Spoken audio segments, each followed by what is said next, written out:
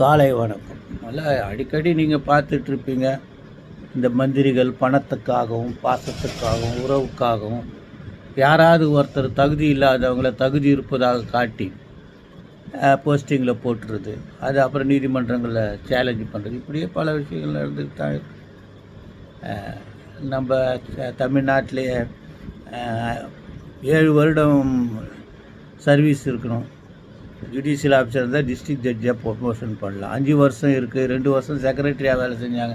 அப்படி எதையாவது சப்பா கட்டி போஸ்டிங் போடுறது, அது சேலஞ்சு பண்ணுறது, அந்த மாதிரி ஒரு வழக்கு. இந்த மாதிரி வழக்குகள் வரும்போது நீங்கள் என்ன உங்களுக்கு என்ன சக்தி வேணுன்றதுக்காக அந்த தீர்ப்பை உங்களோட பகிர்ந்துக்கிறேன். இது AR 2025 supreme court 1156, AR 2025 supreme court 1156, doctor Amaragouda Patil versus union of India.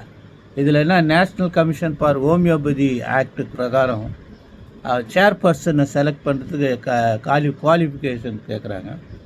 20 years experience இருக்கணும் ஃபீல்ட் ஆஃப் ஹோமியோபதி. அதில் 10 வருஷம் as a leader head of the டிபார்ட்மெண்ட்டாக வேலை செஞ்சுருக்கணும். பட் இங்கே இவர் செலக்ட் பண்ணதில் இவர் சூப்பர்வைசிங் கெப்பாசிட்டியாக வேலை செஞ்சுருக்காரு தவிர இவர் ஹெட் ஆஃப் தி டிபார்ட்மெண்ட்டாக வேலை செய்யலை.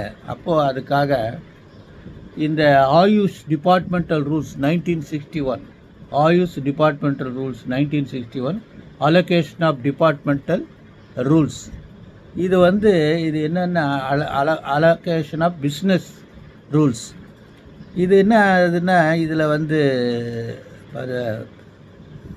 இவர் தகுதி இல்லாதனால அந்த ஹெட் ஆஃப் தி டிபார்ட்மெண்ட்னால் யார், ஹெட் ஆஃப் தி டிபார்ட்மெண்ட்னால் சூப்பர்வைசிங் கெப்பாசிட்டி பண்ணுற சப்ஸ்டான்டிவ் டிசிஷன் எடுத்துருக்கணும், என்ன அவர் தான் இருக்குன்னு சொல்லிட்டு பேரா 29 டீப்பாக டிஸ்கஸ் பண்ணியிருக்காங்க. அதனால் நீங்கள் விளம்பரத்தில் சொன்னதனுடைய அடிப்படை தகுதி இல்லாதவரை பதவி ஏற்ற வச்சது தப்புன்னு சொல்லிவிட்டு அதை செட்டிசைடு பண்ணிட்டாங்க.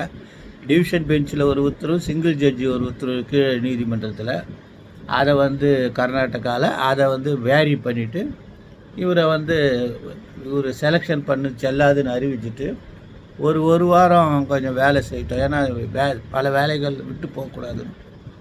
அது வரைக்கும் அவர் சரியாக நல்ல ஏதாவதுன்னா இப்போ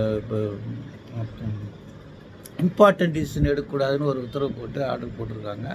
இந்த தீர்ப்பை படிச்சுக்கிங்க. நிறைய தீர்ப்பு முன்வழி தீர்ப்புகள் இதில் டிஸ்கஸ் பண்ணியிருக்காங்க. ஒரு ஐடியா வந்துடும். அரசாங்க உத்தரவுகளை செலெக்ஷன் ப்ராசஸை சேலஞ்சு பண்ணுறது கரெக்டாக. சார் வணக்கம்.